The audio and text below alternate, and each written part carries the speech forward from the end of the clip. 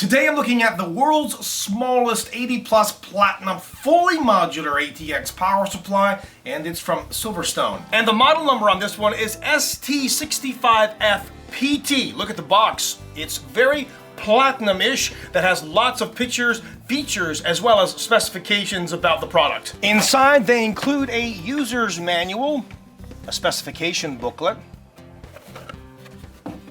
modular leads, a power cord, and a bag, and in it 4 Velcro ties, 4 standard plastic ties, and 8 screws, which are all black. They have 4 standard screws and 4 thumb screws. And here's the power supply, which comes in a bubble wrap bag. Note the sticker on the front here. Attention, this power supply's fan will not spin during operation until certain load or temperature is reached. So you need to remove that, by the way, before you actually install it, which is common sense. And here's the power supply. Oh, and let's not forget, remove this piece of plastic. Currently, there are 3 power supplies in the Strider Platinum series. The ST65F-PT, which is a 550 watt power supply. This one, the ST65F-PT, which is a 650 watt power supply, and the ST65F-PT, which is a 750 watt power supply. Now, their main focus for these is enabling an unprecedented quality of power in a small package for enthusiasts, but offering it in a 100% modular package. This is so awesome. Note, as I mentioned before, that these are the smallest fully modular ATX power supplies on the planet, and of course that makes them compatible with Atx Cases, even small form factor cases. Now let's talk wattage, and to understand that you need to know what rails are. Rails are basically well-regulated transformers which convert domestic current into the voltages that your computer system can use, and there are essentially 2 different rails, the 3.3/5 volt rail and the 12 volt rail. And in this particular case, as you can see from the sticker here, the approximate maximum peak output of the 3.3/5 volt rail is 120 watts, and the 12 volt is 650 watts, which is essentially how the wattage of this power supply is determined. Now, the 3.3/5 volt rail is responsible for the motherboard, memory, PCI cards, and so on, while the 12 volt rail is responsible for the hard drives, optical drives, fans, CPU, video cards, etc. It is also important to know the peak amps on each rail.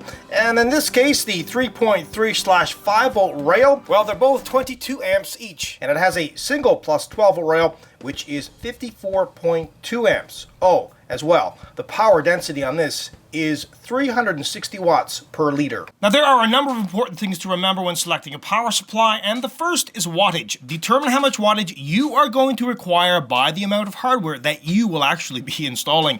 Generally speaking, a medium to high-end gaming rig would require a 500 to 700 watt power supply. For a hardcore system, select a power supply that's around 800 watts. However, if you're going completely mad and you're building an extreme gaming rig with a top-of-the-line multiple video card setup with lots of other hardware, select a power supply that's 1000 watts or greater. Second, it should be at or above 80% efficiency, and that's not a problem for this power supply. This power supply's efficiency is 89 to 92%.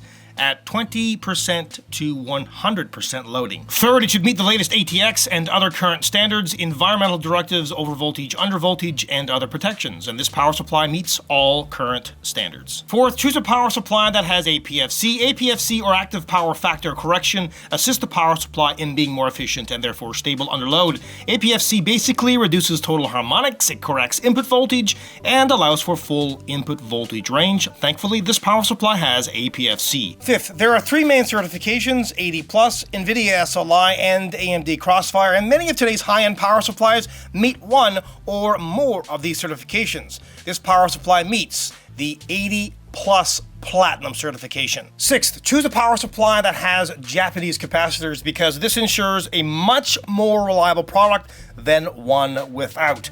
And this power supply does come with Japanese capacitors. Finally, get a power supply that has enough leads for your setup, and certainly it doesn't hurt if it's modular as well. Get a power supply that has a fantastic warranty.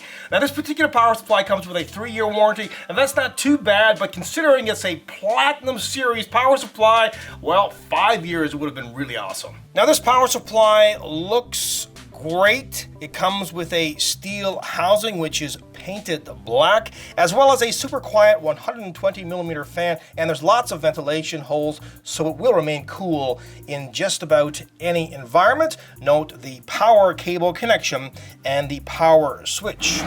As well, as we've already established, this is a 100% modular power supply, and that is just brilliant because you only need to use the leads for your particular setup. You know, there's no extra cables kicking around on the inside of the case to make things look just gross, and as well, it will increase airflow. And there's a label below all of the connectors, so there's no confusion. And let's definitely not forget about these flat, flexible, black modular leads. You can route them just about anywhere. I think they're the best in the industry.